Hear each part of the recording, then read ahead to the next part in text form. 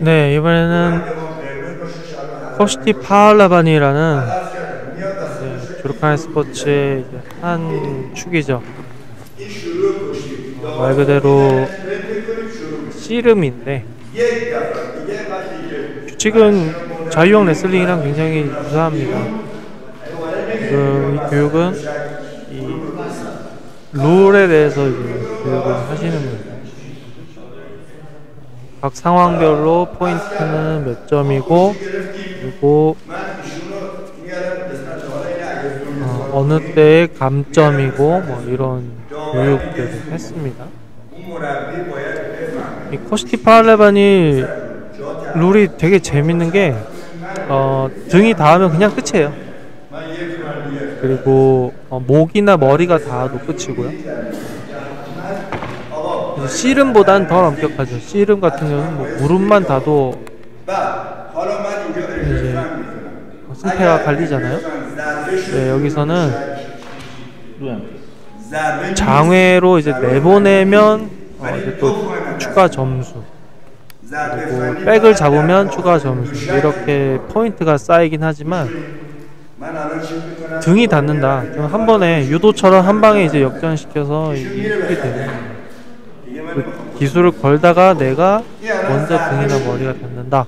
그러면은 이제 내가 이제 지게 되는 거예요.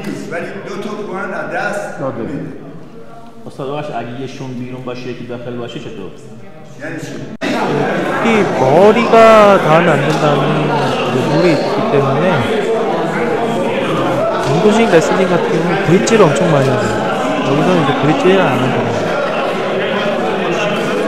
그리고 좀 섞여 있어요. 지금 뭐가 섞여 있냐면 레슬링을 같이 원래 수련하던 그런 분들이 있는 반면에 파트는 떼서 고대 운동 엉망이 체계만 해도 그것만 하는 사람.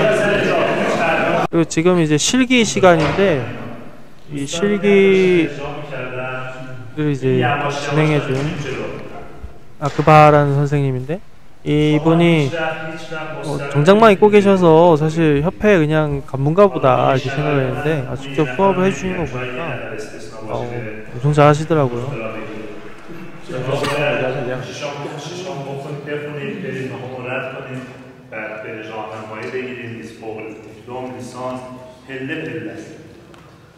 شمایی که من عذر میخوام این چند رو میگم چون من خودم 12 سال مدیر زورخونه بودم، مربی زورخونه هستم، ولی تو کار اساتید زورخونه نیومدم دخالت کنم. این اجازه رو به خودم ندادم.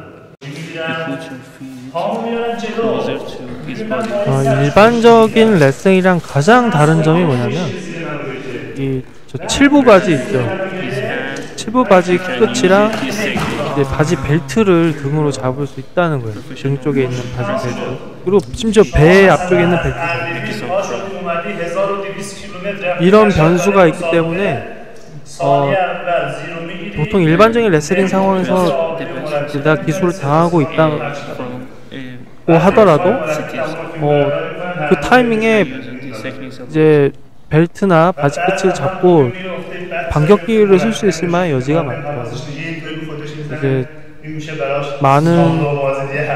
수업에 이제 많은 부분이 일반적인 레슬링과 이제 바지가 있을 때의 차이, 이거를 이제 비교하시면서 수업을 대부분 진행을 했습니다.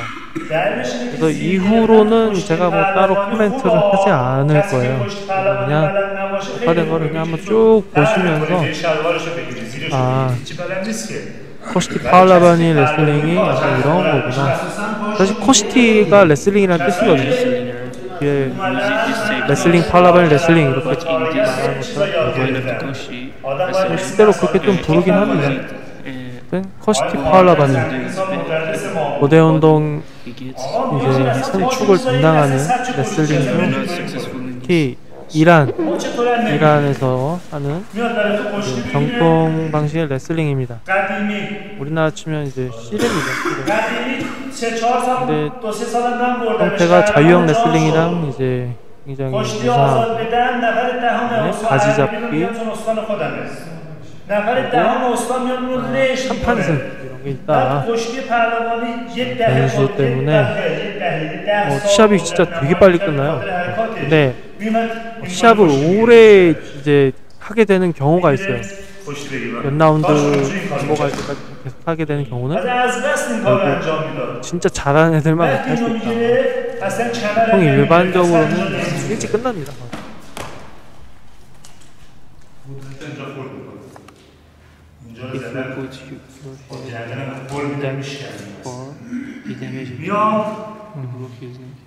پیشکاسه رو میگیره. حالا تو این حالت وایستادیم، پای عقب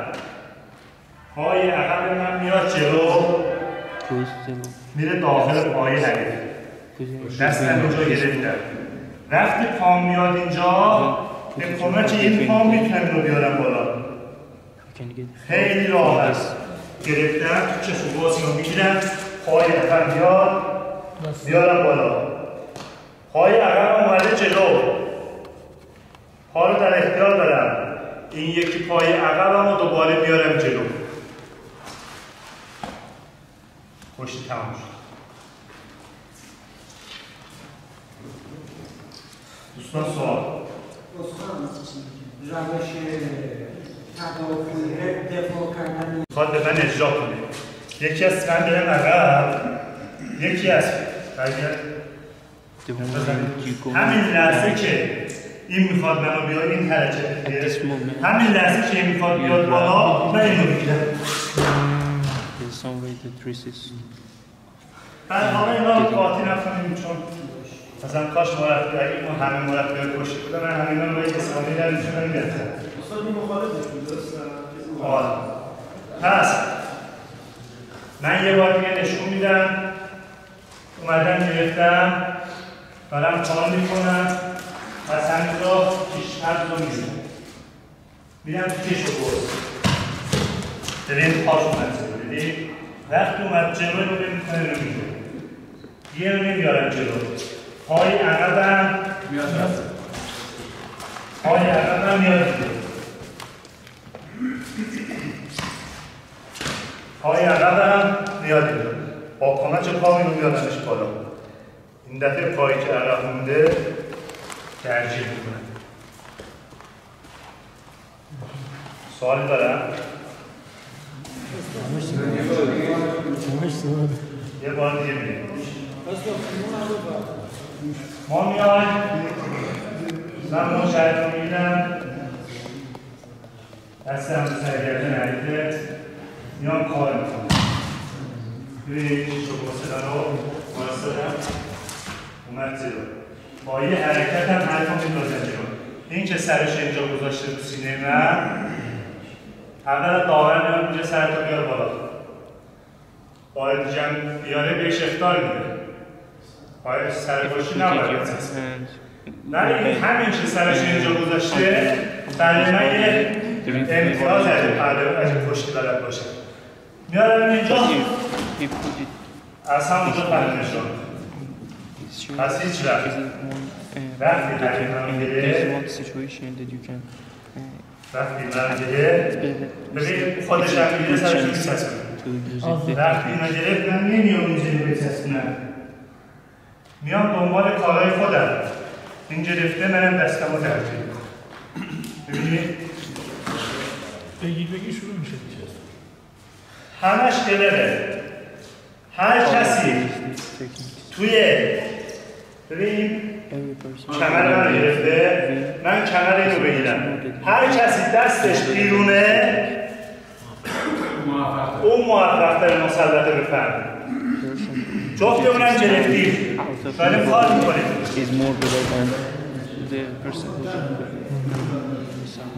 پس برای گرفتن کمر سعی کنید دست از بیرون دست بندازید. این یکی که رو کردم اجرا کردم کسی سوال نداره؟ بلند شد بیام فقط 10 نفر بیام که شروع من داشتم بیا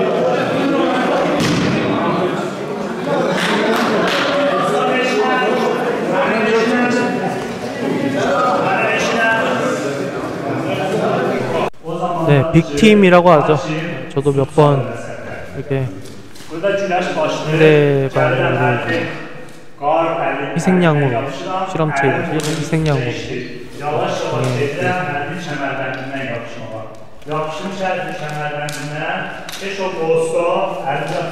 저 같은 경우는 이제 그래도 자유형 레슬링을 좀 취미로 좀 하다가 뭐 쉬다가 지금 좀 하고 있는데, 이 바지를 잡히면 어떤 느끼냐면은 그냥 원래 내가 하던 기술이 그냥 안 먹히는 느낌이 있어요. 그 바지를 잡히면 당황스럽더라고요. 저도 아직은 이제 저 룰이 아직은 익숙하지가 않아서, 저 룰을 잘 파악하고 있으면은 사실 좀 많이 유리합니다. 당연한 거예요. 이 바지에 대해서. 지금 같이 여기 서 있는 분은 실제 코스티 팔라바인 선수예요. 뭐 프로가 있진 않지만 그래도 그 리그에서 활동하는 실제 선수입니다. 여기 그 참가자 중에 유일한 실제 선수였습니다.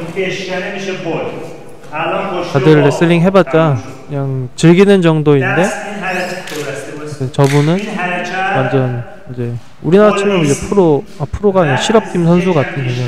근데 이제 그 정도로 지원이 많지는 않나 봐요.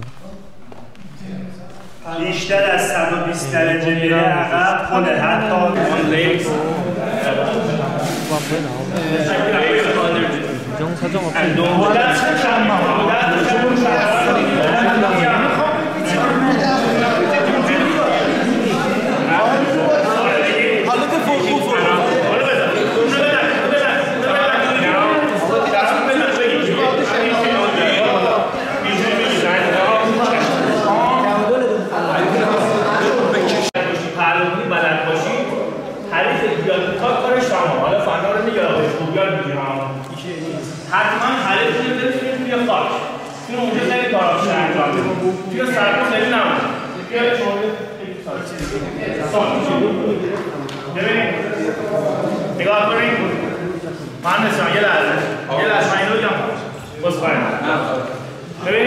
توی کشتی آزاد وقتی دست می‌رسی کتفتون این فرنگی احساس خطر وارد میشه.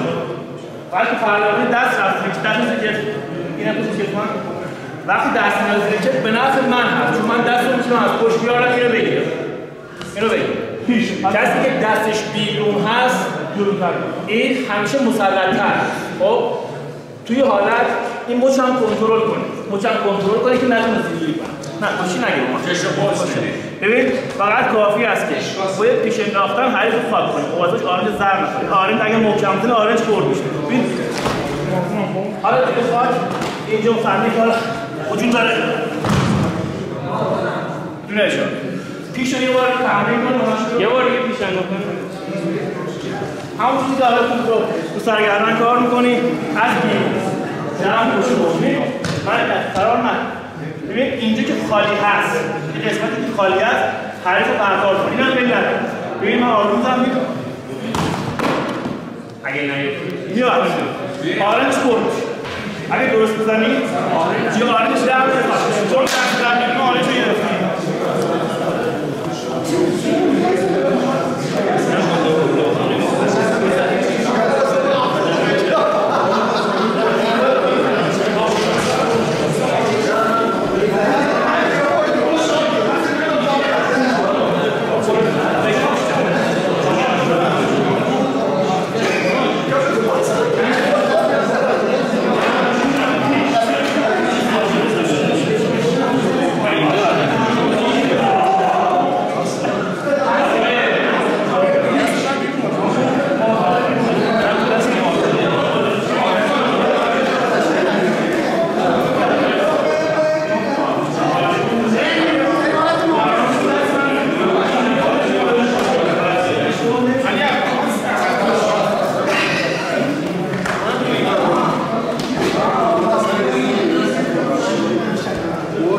دست بیرون دستی یوران باید زیر بغل اگه زیر بغل باشه اوکی. اگه باشه پیشو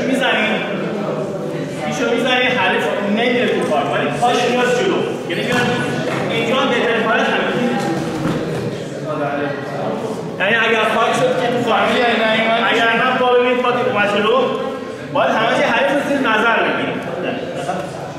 واسه زمانی که میشم اینجا خلاص زمانی که دستش داخله میگه خیلی سخته خب میارن نمیشه دست خود عوض کنه از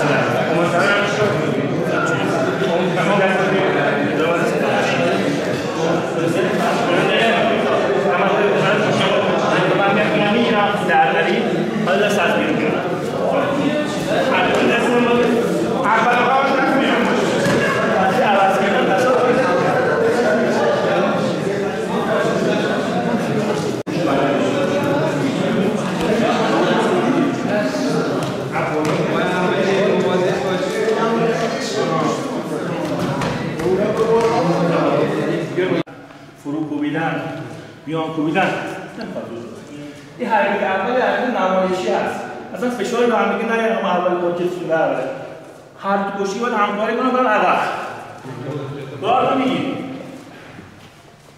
اولین کاری که انجام میدیم گرفتن دست گارد حریف است یعنی دستی که قوی تر هست معمولا دست راست دست راست حرکت کنترل میکنه این دست من نباید بیکار باشه این باید که توی سرگرمی حریف و به این شکل هم باشه که حریف به جلو حرکت نکنه دست اینجوری خیلی دفاع خونی نیست دست به این شکل تو مرحله بعدی باید کار کردن حرکت دادن حریف رو بلد باشم حرکت میدم داخته که میتونم یواش یواش برسم به شلوارک یعنی گرفتن شلوارک یه مهارت میخواد اجرای فن هم یه مهارت میخواد من حرکت میدم دست از پشت میارم پیش قبض حریف رو میگیم برای که بتونم راحت‌تر به پای حریف برسم که بتونم پیش بندم سرگرمی های بالا باشی که مدوار میشه خیلی هم پایین باشه در یکی سر من اینجا باشه شروع که پا رو ببینیم پا رو ببینیم خب حالا مرحله بعد دست محکم بگیرم هم پیش بگیرم هم پس بگیرم بازم حرکت دادن جاری کردن حرکت هست باز واضح میکنم حرکت چرا؟ تو بتونم نزدیک بشم به پیشکاسته حریف الان نزدیک شدم اینو میگیرم یا باید پا رو بکشی بالا سمت خودت یا به گفته استاد خوب پای عقب باید جلو شما پای عقب باید جلو اینو گرفتم یک گام بردارم پا رو میذارم وسط میاد اینجا الان تسلط دارم پای دوم من میاد کجا؟ پشوی حریف پای کشیدن حریف میبرم یه بار دیگه بزنید داره فیلم برداری میکنه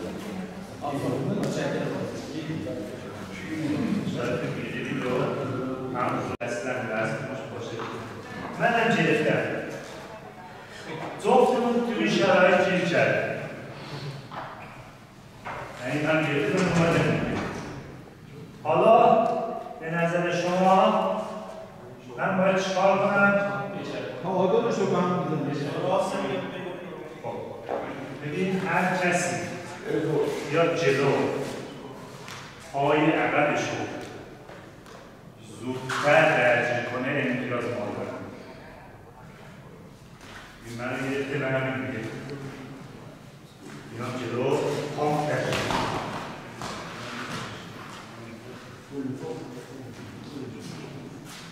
حسنه میان گرفتیم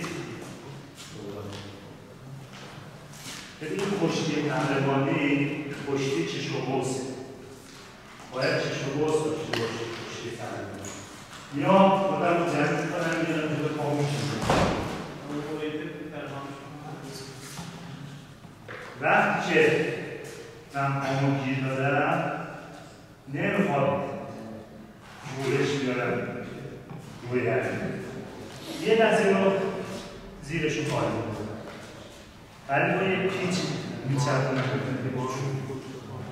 ضمن اینجا بردن کامل جلو نمیرم چون جلو برم این یه لحظه سرزنش رو بیاره بالا این جفت پاش زمینه من یه پام زمینه قدرت بدن شکم بالا باشه میتونه من رو بزنم وقتی گیر دادن یه لحظه خالی میکنم اون طرف که باشه بالاست اون طرف خالی سوال سوال من خراب کنم ستونش رو خراب کنم میام با سرم اشاره میدارم رو شکمش پاشم خالی میکنم زیرش احتیاج نیست خودکشی سوال البته شما اینو نمیزنید همه برای کشتی آزاد بود این هستم نه این برای یادآوری بود من مدیر زورخونه بودم من مدیر زورخونه دادم بعد یه زورخونه بود 20 سال بود تأسیس شده بود بسته بود درش ما اومدیم و یه 10 روز کشیدیم رو تمیز کرد حالا قرشن رفته بودیم من نمیتونم بحث اینجا کشید 10 روز اینجا رو تمیز کردیم و رحمت چه زورخونه شیک و تمیزیه درش اینجا خوابیده بود یعنی قشنگی تمیز کردیم و به کشتیگیرها گفتیم آقا که 5-6 تازه ورزشکارای زورخونه بودیم من تنهایی نمیتونم یه دست من رو بگیرم به کشتیگیران گفتم اومدن شاگردان بالاخره ما کشتی شاگرد داشتیم و سالن پر شد اولاش یک 2 ماه 3 ماهی از اینا گذشت خودتون میدونید کشتیگیرا یه طورایی حالت نرمی این گرفته بود من گرفته بودم خب تو این صورت وقتی اینطوری گیر کردیم اصلا گیر کردن هم نیست دست ازم گرفت بدم وقتی من میشه منم نمیدونم میشه تو این چشم و باز ببینید هم نجات سوالی هست اینجا؟ خب 4 تا بریم با زانو اومده میزنی هر که بعدم میگه من زدم قرآن مسابقه قرار نیست یه بار وقتی کسی ندیده شما این کار بکنید ما چند میاد آیا میگه من میخوام پامو آزاد کنم پا رو میارم بالا با ضربه دست پا رو برم پایین پا رو بیارم بالا ببین این کار انجام نمیدم این ضربه است ببین فاصله دست منو اینو میارم با دستم نزدیک میشه ببین اگه من اینو بگیرم این ضربه نزنه با اینو بیاریم اینجا که این کار بکنه خطاست یا نه وقتی که این پاشو بیاره همون کار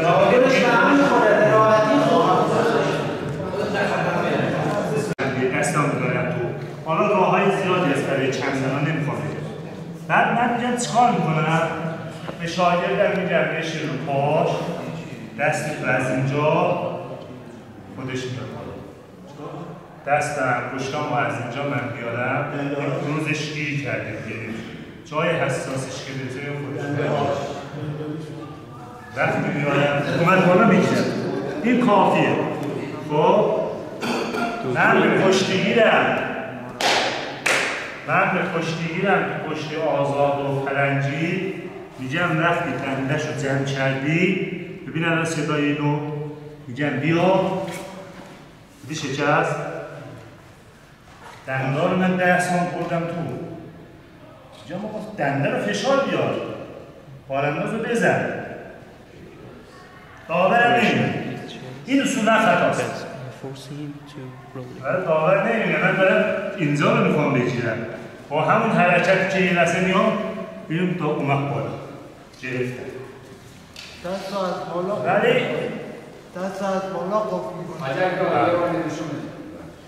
من نشستم رو حریف که حریفم چه دستامو میارم این برای پهلوانی نیست میخواستم منظورم یه جای دیگه برسه میام اینجا وقتی اینجا رو من اومدم رو دندش بریم اومد بالا وقتی رو که دندش یه فشار بیارم این اصلا به چیز رفت نداره حساسیت بدنه خودش میاد بالا وقتی اومد میگیرم اینجا فشارم گفتم برای پهلوانی چی؟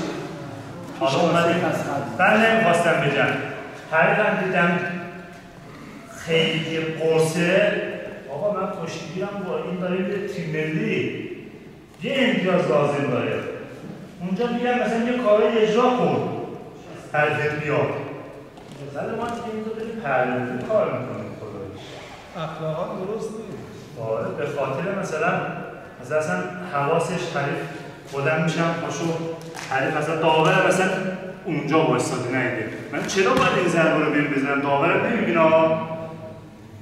میخوان الان من آقای سیف‌الله رو بیارم اینجا یکی رو ناکود کنم مثلا نفهمه چی شد گرفتم مثلا میخوام اینو اجرا کنم درسته؟ یا اینو میزنم بعد اینجا میکنم. من میخواستم ببینم که اینا این کشتی پهلوانیه.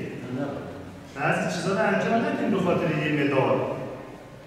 تختی باخت کشتی شو اسمش جاودانه شد. کشتی که میتونست ببره رو باخت. ولی اسمش موندگار شد. فوتبالیست اومده دروازه‌بان خواست توپ رد کنه، پاش شکست. افتاد زمین، دروازه خارج توپ افتاد جلوش. پای دروازه‌بان شکسته وایستاد. توپ زد. تختی برگشت. هر کسی نمیتونه به اون نقطه برسه. ما پهلوانی کار میکنیم. توی مسابقه به شاگرداتون میگید آقا بردی دمت گرم، دست درد رو بگیر ببوسش، بردی دیگه، دست درد میره بالا، بیا برو تو رچه برس، رچه برای هم دست میزنن. یه میرونی تماشاگرها رفت بردی چیکار شد؟ یه کشتی بود. چی شد؟ اینا از پهلوانی اون حرکت‌هایی که من الان داشتم برای زورخونه اینا میگفتن نداره، کشتی هم هست. ما اسم اونو گذاشتیم، ما اومدیم ورزش پهلوانی. خدایش اصلی ورزش زورخونه ما پوریای قدیم بوده. دیده مادر یارو گریه میکنه که گفته بابا نمیدونم زن نمیدونم فلان نمیشه فلان نمیشه، اومده پشتی که تو شهر خودش هم بود، همه نگاه میکردن، یارو آورده بالا، یه لحظه هیچی هم ندید. اون بالا نمون بود، نه حضرت فلانی بود، بهش بگه داشت تو ست دارم خودتو بزن زمین. این خودش برای خودش یه حضرتیه. حضرت فلانی چنده 80 نفر رو برید. این آورد بالا، خودش یه لحظه مادر رو دید، خودش رو زد زمین. این بهترین مدال بود. من با شاگردم رفتم صدا سیما گفت بهترین مدال گفت برای پهلوانی، گفت بازوبند پهلوانی. گفت بهترین درجه‌ای که یه ورزشکار زورخونه کشتی پهلوانی میتونه برسه چیه؟ صدا سیما. گفت بازوبند پهلوانی. موجی من اینطوری نگاه کرد، من مثلا یه شاگردم برگردم اون سوالات طرف من. این کشتیگی رو مثلا تو باب نیست چی گفت. برگشت من گفتم آقا من الان نمیدونم پهلوانی فلان. اون کشتیگیر بود، اون دیدگاه نگاه بود. حالا شما اجرا کنید که فضلتون بیشتر سر نشه. همون فند اجرا کنید، دستشو آزاد کنید که بدن چی. گرد. چلو بفهم. هر زود دستشو می‌ذاره اینجا. کشتی، هر کشتی رفتید هیچ کار این کار انجام نمی‌دید. وقتی می‌خواید هلیکوپتر ببندید قشنگ برید جلو. توی این کار برید کار دستش می‌شم اینطوری نمید. وقتی هلیکوپتر میاد دستشو می‌ذاره گردن من، ببین من اینو جمع می‌کنم خیلی قشنگ. هیچ نمرای دو تا. اومدم و کشتی تمام شد.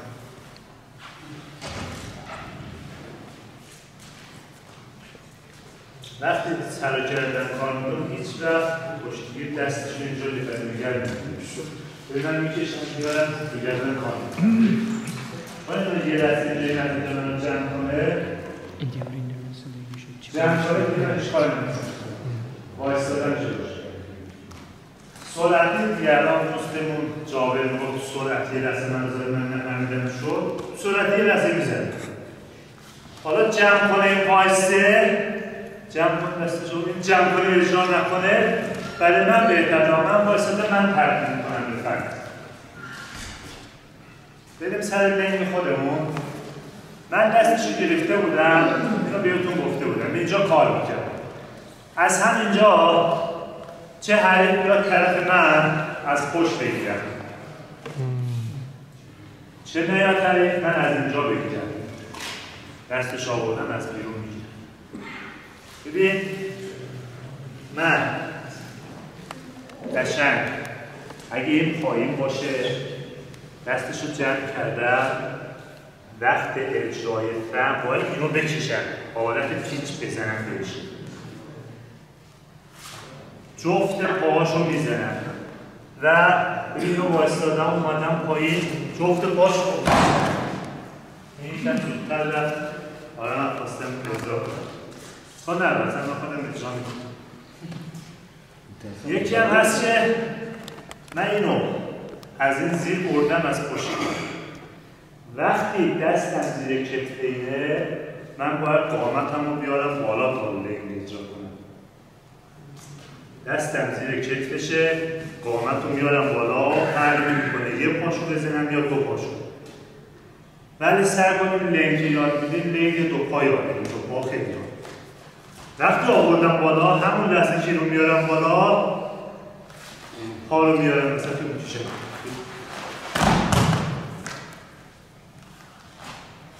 دستم اگه از اینجا بده.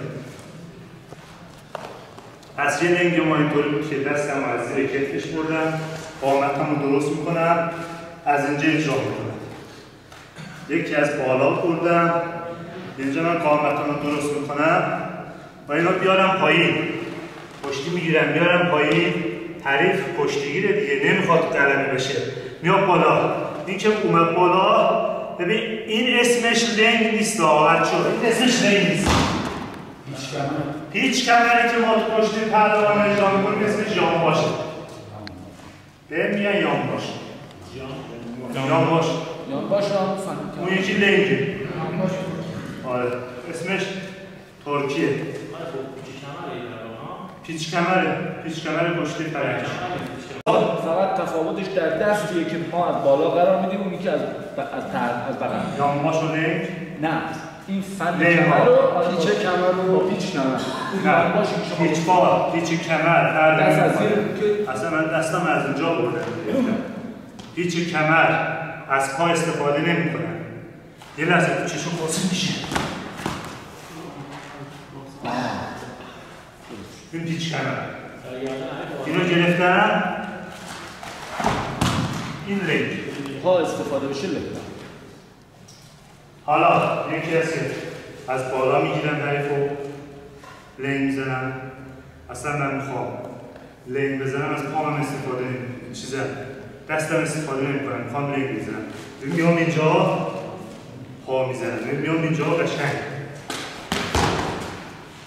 اصل حرکت تو لنگ زدن این حرکته. این حرکتی که با کمرمون انجام میدیم. این ضربه که اینجا وارد میشه. این حریف رو میندازه. همون پولاندازی که کشته فرنگی میخوای اجرا کنی، وقتی من حریف رو میگیرم میخوام پولانداز اجرا کنم، میام اینجا میشینم. این پولانداز دیگه وقتی بیام بیرون میشه تیترش. وقتی داخل بشم میشه پولانداز. میام میخوام اجرا کنم، حریف رو کشیدم اینجا. یعنی این تو نمیتونم اجرا کنم که حریف برد. وقتی کشیدم یه دید زده کنم. همون حرکت رو اینجا انجام میدم.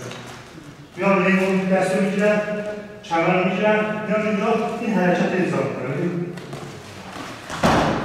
سر میخوره توی شکم.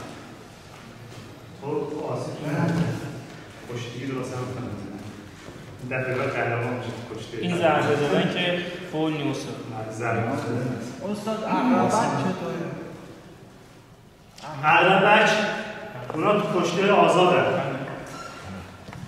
هر فنون ریسکی و فنون هیچ فن ریسکی تو کشتی پهلوان اجرا نمی‌کنه. آقا به شاگرد میگی اجرا نکن. یه لحظه است، یه لحظه موندی تمام شد. فنون ریسکی رو اجرا نمی‌کنه. بوسکش که گفتیم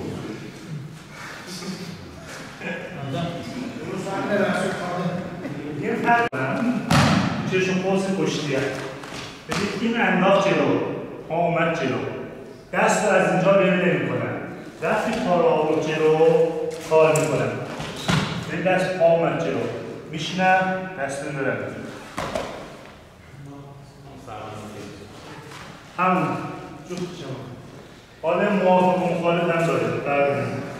وقتی میکشم جلو اینو این کاره. خب پس لنگ دستم زیر کتفش باشه، باید بدن بیارم بالا برای اجرا. دست از بالا برده باشم، بسته به حرکت حریف هم داره. اگه قدم بلندتر در خود چی بگیم؟ میگم اگه قدم بلندتر نه اصلا جلوی دیگه کار نداره. حریف وقتی میخواد بیاد پایین اینجا من چیکار میکنم؟ وقتی خودشو آورد پایین یام باشه برم میادم چی چو میزنم خیلی راحت. وقتی حریف از پشتم گرفتم میاد با من درگیر میشه میاد از من یه چیزی بگیر. وقتی داره منو هول میده میخواد بیاره جلو نمیکنه. یه حالت لنگ هم هست من بایستادم حریف میاد زیر میگیره یا زیر من میگیره. وقتی زیر من میگیره کمربند میگیرم قشنگ دستام میندازه اینجا اینو جمع میکنم قشنگ جمع میکنم با حریف میرم داخل اجرا میکنم چه از اینجا چه تو پا. وقتی رو گرفتم اصلا پا رو تو تا یه حد بیاری بالا با اون ضربه که گفتم حریفت برو میشه. راضی به این سوال ندارم؟ استاد همه الان به اشکال هست. نه یک سوال دارم. بعضیا موقعی که تکنیکال پوستش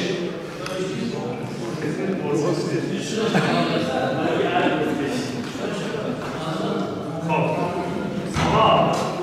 دوستم پرسید حریف میاد وقتی این حالت من بایستدم دخم من میگیره.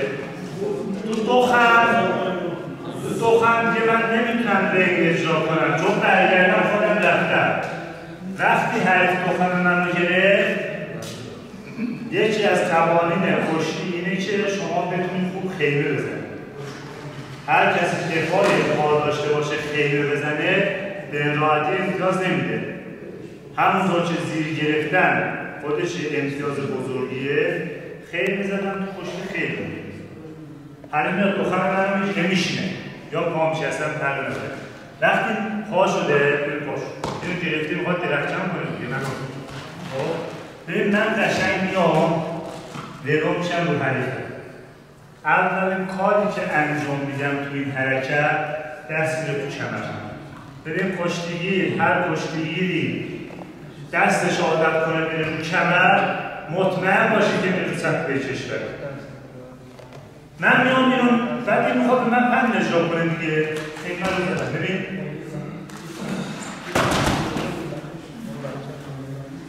ریسکیه. این ریسکی نیست این پند میخوادش. ببین حریف میاد زیر منو میگیره من اینو میارم اینجا خیمه زدم دیگه درست ببین پام خیمه زدم. من تو کشتی آزاد من این کار انجام میدم.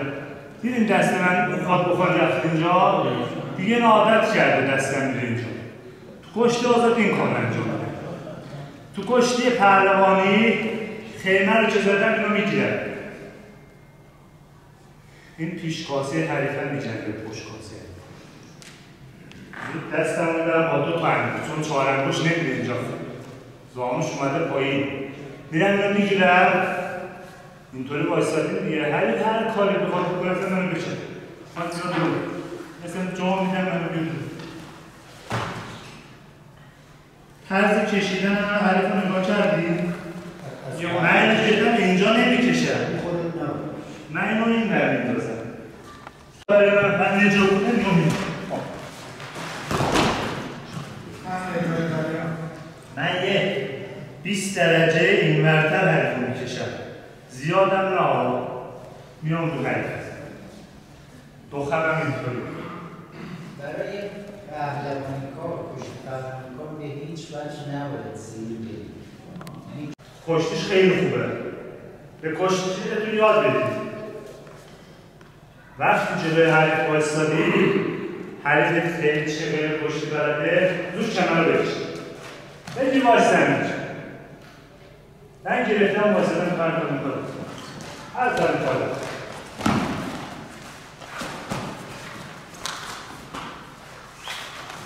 نمیتونی من خورده کمرش در زیاره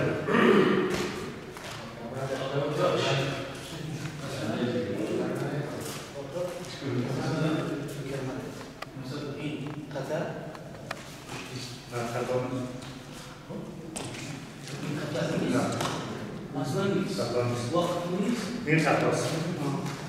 این خطا نیست. این خطاست. من چشون میگیرم داور نمیگم که نکن داور نمیگم کن میارم میشه وقتی دفرم میزنم میگم کنم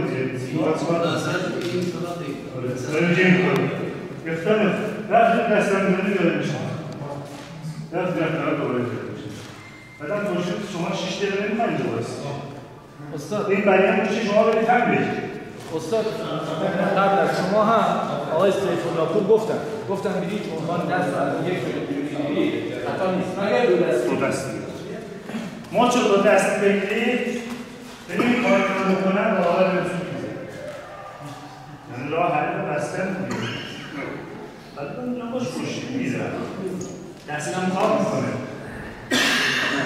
وقتی اینجا من بایستدن جلو هستم من دارم کار میکنم داور منم اختار نمیکنم دارم اجازه میکنم که دنبالش ولی وقتی میام این کار رو انجام میدن این داور اختار نمیکنم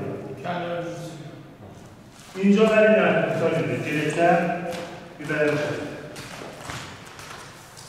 ریسکی هم نمیرم بعضی وقتایی اون میرم مثلا علیف همه گرفته بعد هول میده حالی که هول میده سرعت نگم اصلا این پشتگیر از دست این کار رو انجام بده که بیاد اینجا پرتاب بشه به زمان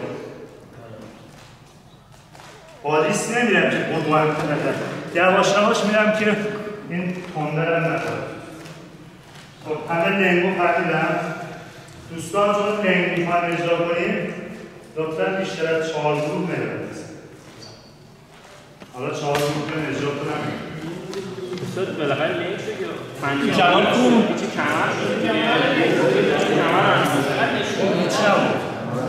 یانباش یانباش چی میشه همون لنگ پارس تمومش کردن پارس 쉬는 시간에 아까 선수분이 스파링하자고 해가지고 이제 한번 했는데 너무 허무하게 진 거예요. 그래가지고 한 번 더 하자고 경도처럼 그냥 계속 하는 거예요.